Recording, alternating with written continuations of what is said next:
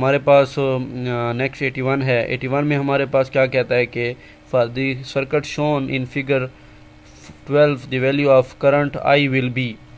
तो यहाँ पे हमारे पास एक नेटवर्क में 100 वोल्ट का सोर्स है और सर्किट एलिमेंट्स की एक नेटवर्क है। तो हमें फाइंड क्या करना है, टोटल करंट फाइंड करनी है। तो करंट फाइंड करने के लिए हम इस नेटवर्क को सॉल्व कर लेंगे और ओहम लॉ के अकॉर्डिंग हमारे पास जो करंट है V/R हमारे पास हो जाएगा। तो पहले नेटवर्क को सॉल्व कर लेते हैं। 4 ओहम के और 2 ओहम के रेजिस्टेंस हैं, जो कि यहाँ पे अगर हम करंट इंटर करवाएं तो ये हमारे पास दोनों सीरीज़ में हो जाएंगे। तो सीरीज़ में 4 + 2 6 हो जाएगा। 6 हमारे पास यहाँ पे लगेगा, जो कि 12 और 6 पैरेलल में हो जाएंगे। तो इनका पैरेलल कम्बिनेशन फाइंड करेंगे तो हमारे पास 72/18 4 ओहम का जो हमारे पास इसकी जगह रेजिस्टेंस आ जाएगा। अब आगे देखें तो ये 4 और 2 फिर से सीरीज़ में है हमारे पास, इनका कम्बिनेशन 6 हो जाएगा और ये 6 हमारे पास इन 3 6 के साथ पैरेलल में आ जाएगा।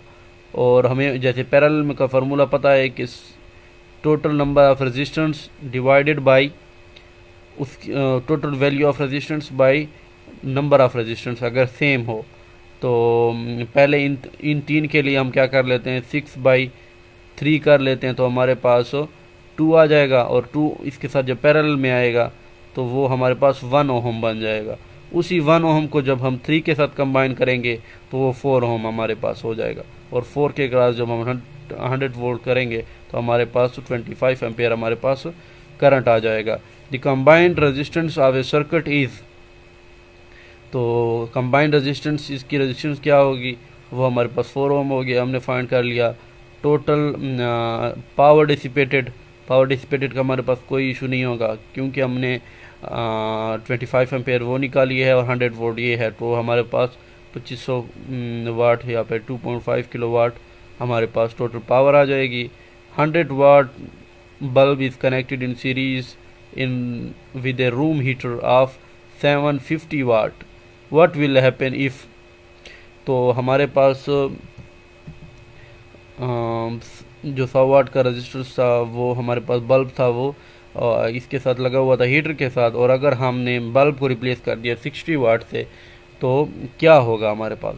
तो इस केस में हमारे पास क्या हुआ कि हमने कम रेजिस्टेंस से ज़्यादा रेजिस्टेंस की तरफ गए हैं, तो हमारे पास उसमें क्या होगा, रेजिस्टेंस इंक्रीज़ हुआ तो पावर कम हो जाएगी, जो कि 60 वाट हमारे पास पावर कम है। तो इसी केस में हमारे पास जो आउटपुट होगी हीटर की वो हमारे पास डिक्रीज़ हो जाएगी। तो नेक्स्ट देख लेते हैं हम 85 an immersion rod heats a bucket of water in 15 minutes. एक रॉड है जो कि हमने पानी में लगाया हुआ है और वो पानी को गर्म करता है 15 मिनट में। अगर हम चाहते हैं कि the water should boil in 10 minutes तो हमने क्या करना चाहिए, length of heating element of the rod should be increased, length of heating element of the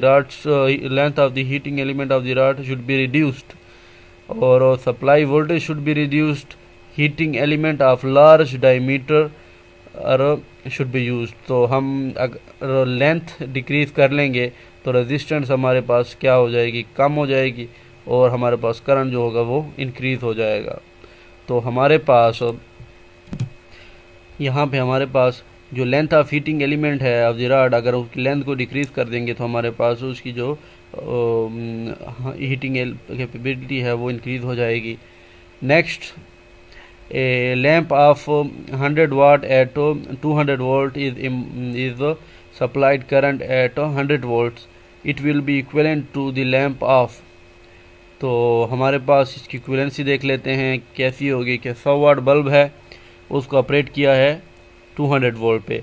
तो अगर सप्लाइड हमारे पास 100 वोल्ट है तो हमारे पास इसकी रेजिस्टेंस, पहले हम क्या करेंगे कि जो ओरिजिनल सप्लाई जो हमारे पास ऑपरेटिंग सप्लाई है उसको डिवाइड करेंगे टोटल पावर पे, तो हमारे पास जो रेजिस्टेंस है उस एलिमेंट की, उस बल्ब की हमारे पास आ जाएगी 400 ओहम आ जाएगी हमारे पास। और इसी 400 ओहम को अब हमने क्या करना है, जो हमने सप्लाई करनी है उसके हिसाब से हमने इसकी रेजिस्टेंस फाइंड कर ली, पावर फाइंड करनी है। तो उसके हिसाब से हम क्या करेंगे, 100 स्क्वायर बाई 400। तो हमारे पास जो पावर होगी जो कि हमारे पास इसका डिफरेंस आएगा वो हमारे पास आएगा 25 वाट का। तो हमारे पास जो इक्विवेलेंसी जो पावर होगी वो हमारे पास होगी 25 वाट।